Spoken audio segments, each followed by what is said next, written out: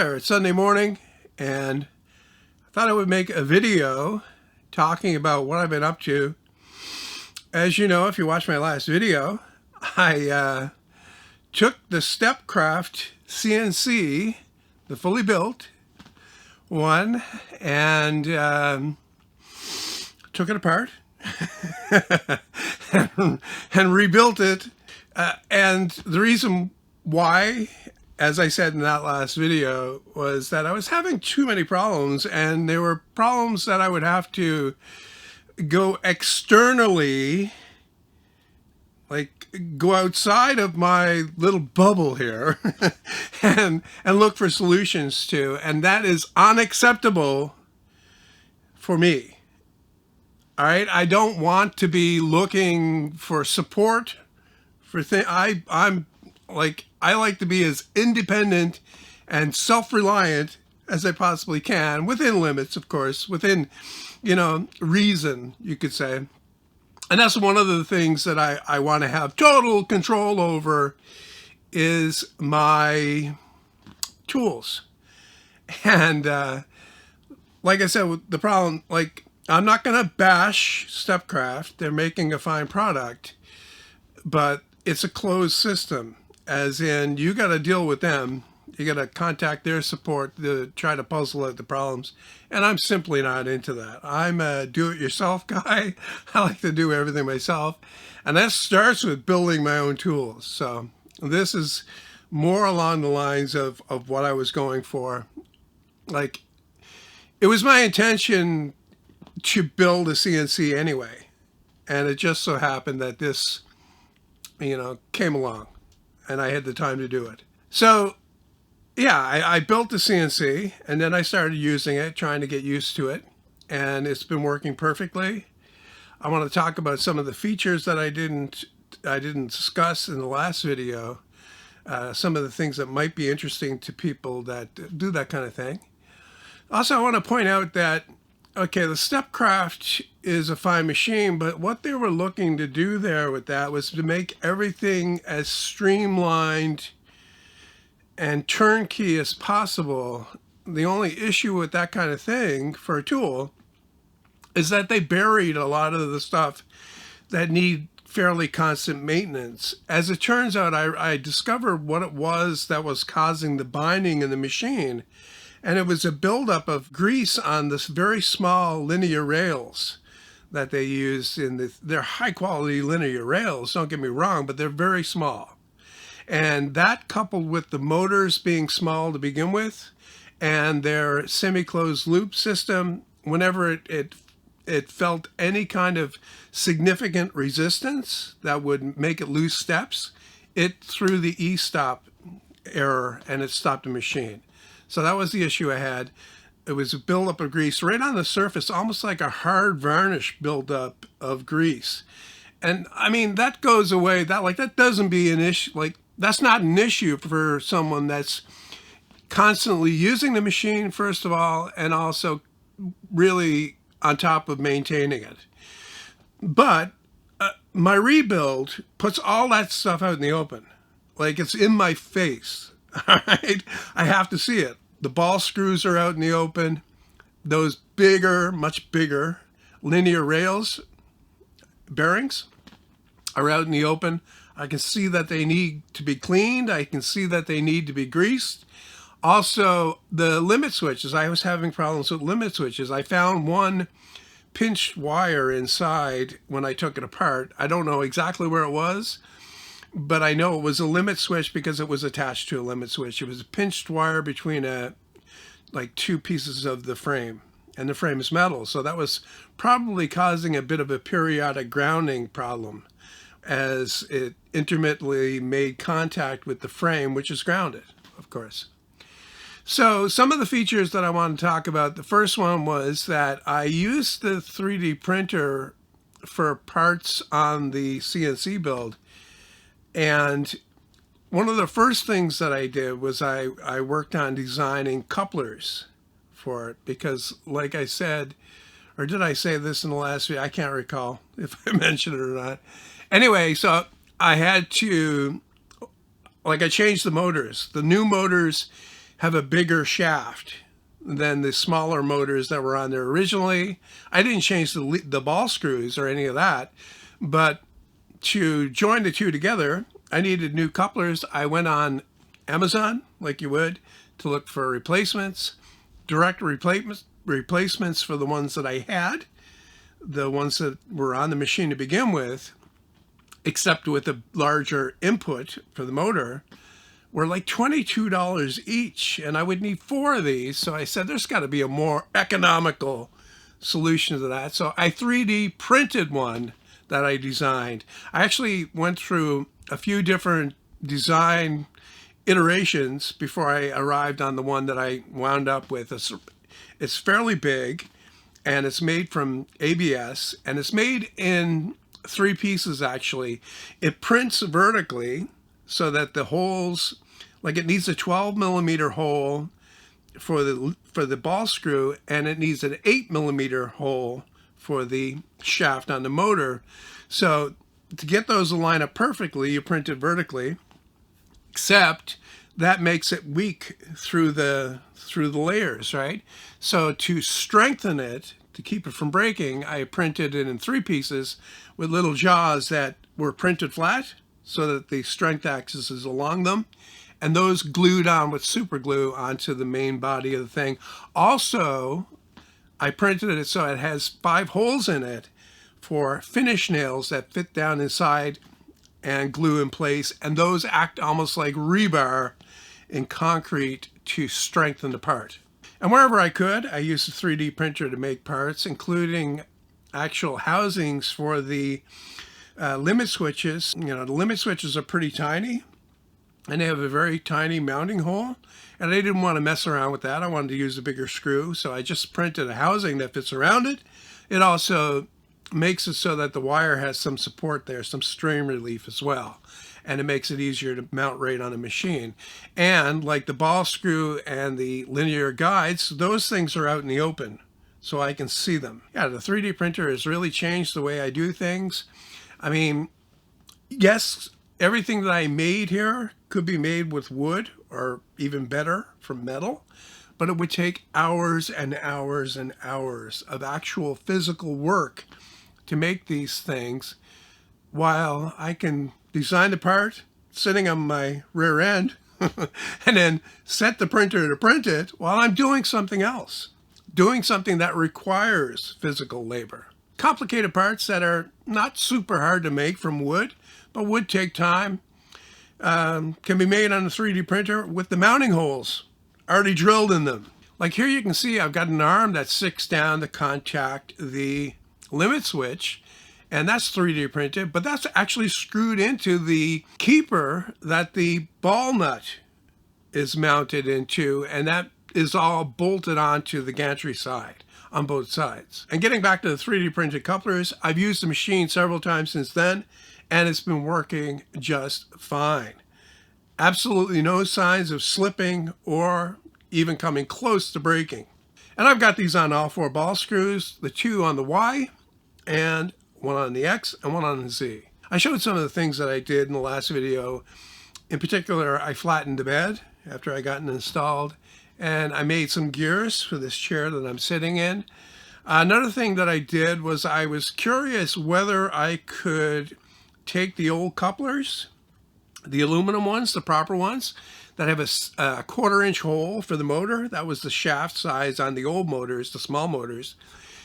Whether I could take that and I could recut those out to 8 millimeters to fit on the new motors, just in case.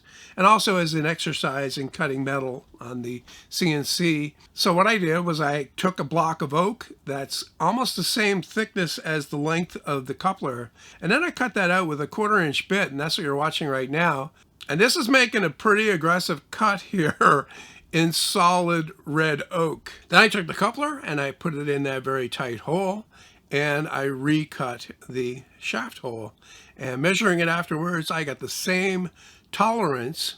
The original hole, when you measured out to the outer part of the to the coupler, was off by maybe 2 or 3 thousandths, and my new hole is exactly the same tolerance. So very good.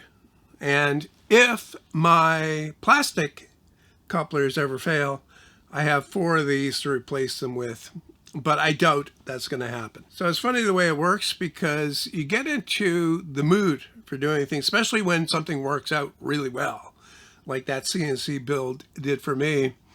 You want to keep doing it. You know, you don't want to drop it just yet and move on to something else. You're still interested in it, in other words. And I thought that I've got all these other parts left over from what was left of the Stepcraft. Remember, I rebuilt the whole bed and frame and all that, and I replaced the ball, the linear guides and all that stuff. But I still had the side rails, the Y rails from the old machine, and other parts like the motors and stuff. And I said, what about I build a smaller CNC that I'll keep for just cutting metal? So that's what I started to do. I took the original Y rails and I cut those in half. First thing I did was I cut through the hardened steel linear guide with my grinder. Then I took it to the chop saw and I cut it in half roughly. And then I redid those cuts on the table saw with a stop setup so that those would be exactly the same length. And I took the orange solid aluminum end rails, which are almost 3/8 of an inch thick, and I shortened those. And I did that by trimming off about 8 inches on the end, first with the miter saw. Then I got into cutting more aluminum on my woodworking CNC. I got it mounted, and the first thing I did was I cut the hole for the motor. This is 1.5 inches, and I'm using an 1/8 inch bit here.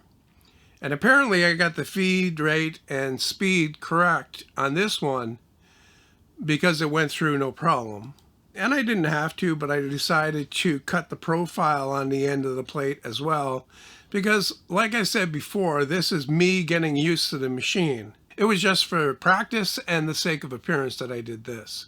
But the machine worked perfectly, and here you can see some of the other 3D printed parts that I made, including a shroud that fits around the spindle that I have on this machine that directs the fan output from the motor to blow onto the surface to clear the chips. Also, I've got a shop vac hooked up so that it's sucking the air out of the chamber, but it's also using the exhaust from the shop vac and pumping it into that hose that you see feeding beside the spindle, that clear plastic hose, and that blows on the surface as well. So it keeps the chips clear of what it's cutting. And also, it being mounted up on the wall vertically, a lot of the chips just fall anyway. One of the operations that it did was it drilled those holes, and here I'm pointing to the center of the hole. I didn't cut all the way through, but it left a very fine needle right in the middle, and that'll show you how accurate the machine is.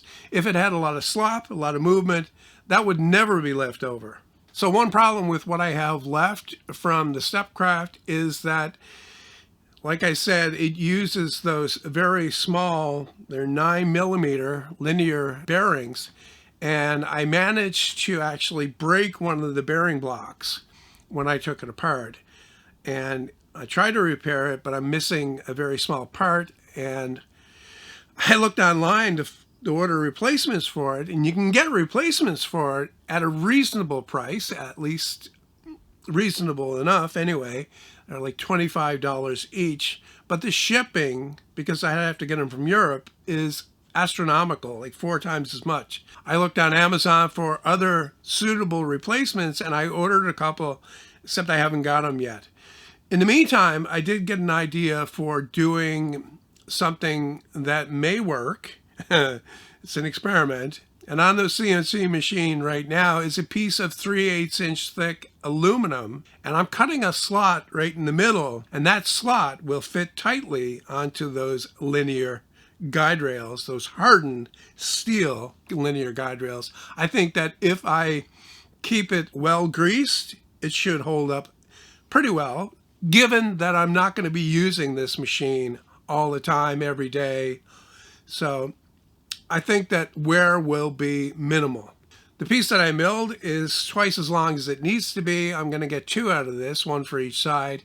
And I'm also milling out the gantry sides for these that precisely fit in. And here you can see one of the gantry sides assembled, and for the lead screw, I'm not using ball screw, I'm using regular threaded rod. This is 3/8 inch threaded rod. I had a piece that was 72 inches long. So I think that'd be one of the things you'd have to watch out for, is consistent threading all the way through. So if you take one piece, then you know for certain, well, you know within reason anyway, that the pitch is the same all the way through because it was cut on the same machine at the same time. So the nut that I'm using is actually a block of ultra high molecular weight plastic that's about 2 3/4 inches long, and I drill a hole through. And to tap that, I didn't use a tap. I actually used a piece of the same threaded rod that I'm using for the lead screws. I just cut a notch in the end of the rod so that it would cut as I was driving it through. And the result is that I have a nut that has 0 backlash, and also is a bit of an experiment to see how well it holds up. I think it'll be just fine because, like I said, I'm not going to be using this machine every day, 10 hours a day, running, cutting parts. It'll be an occasional use machine, so I think this will hold up well. And once again, I'm doing this in my kitchen, on my kitchen island, of course. I got a piece of plywood laid on the top to keep it in reasonable shape, although it's getting beat up, despite my, being careful. And you can see how cute it looks. It's a baby. It's a baby CNC. And here's one of the original motors mounted on the end rail. So once again, I had a problem with couplers because I didn't have ones that would fit on the shaft of the motor because I had recut my old ones, but they wouldn't have been any good anyway because the hole that's in the end here is for that 12mm ball screw that was in the original Stepcraft. So these wouldn't be any good anyway. However, since I had such good luck with the 3D printed couplers that I made for the new CNC, I decided to just design and make new ones for this one as well. And you can see this one's slightly different. It's a bit smaller. The hole on one end is 3/8 for the 3/8 inch threaded rod. On the other end is 1/4 inch for the old motor. And it's printed in 5 pieces. The main body is that yellow ABS.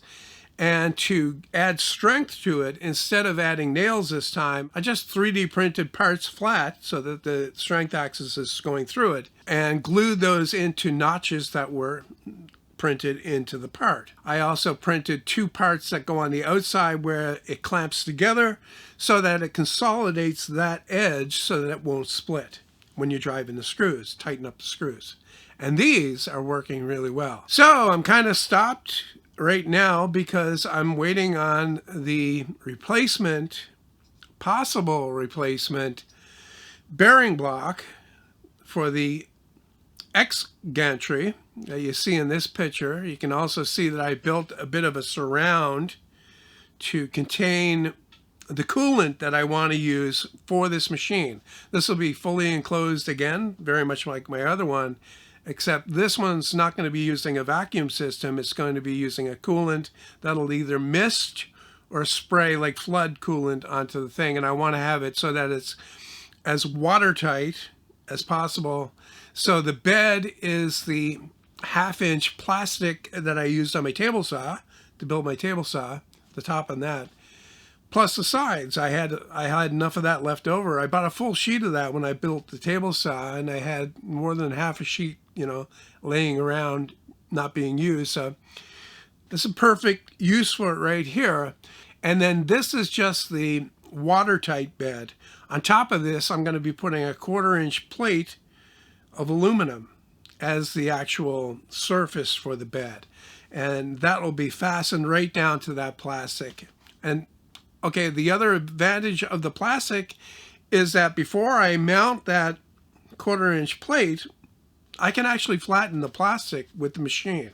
So what I'm waiting on right now are the 2 potential replacement bearing blocks for the x-axis, and if it turns out that the ones that I order are not a perfect fit, I'll have to take those off and put on the big chunky ones to replace it, and just get rid of those, because I don't have enough of those bearing blocks, and I'm certainly not paying $150 for one. I should say that this x-axis that you're looking at here is actually one of the y-axis again from the old machine.